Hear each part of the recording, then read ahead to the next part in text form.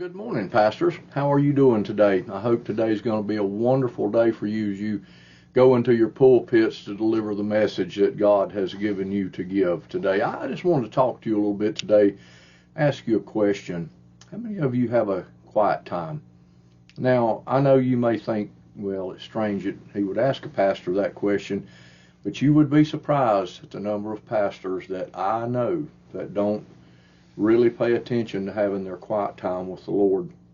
And I want to tell you something, it's extremely important. You know, I've told people before, if I miss my quiet time with the Lord, I know it.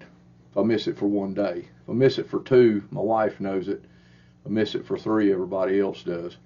Now listen, if you are anything like me, and I know for myself, having a quiet time is extremely hard.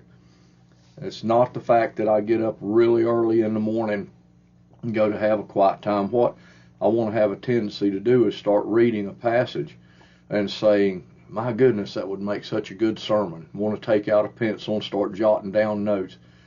And we want to read it for somebody else. When in fact, very often God has prompted my heart and said, wait just a minute, Danny. I don't want you reading this for someone else. This is for you. And so let me encourage you, pastors, to take a quiet time every day. Study the scriptures for you and the refreshing times that God can bring to your life and to your heart and to your spirit. A sense, as David said, that my cup overflows. Now, you can have a quiet time whenever you want to. I know it works better for me in the morning. In Psalm 5, David said this. He said, give attention to the sound of my cry, my King and my God, for to you do I pray. O Lord, in the morning you hear my voice. In the morning I prepare a sacrifice for you and watch.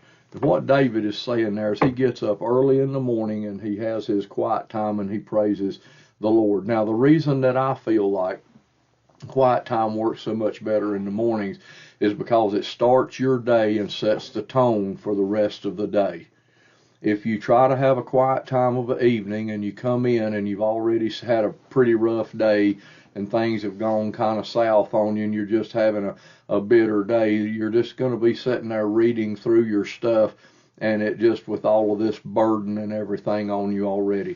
I would recommend to you, start fresh, start early, nobody's around, get up early. I mean, it's not uncommon for me to be up 4:30, 5 o'clock in the morning, go in there and have my quiet time, nobody's calling at that time of the day, and you can really meditate and reflect, and you would be surprised at what God will show you. So pastors, just take courage today as you go into your pulpits, and to share the wonderful message that God has given to you for His people, and you as their shepherd. I just want to ask you and encourage you today to be sure that you take the time for yourself and your quiet time with your Heavenly Father early in the morning, oh Lord, early in the morning.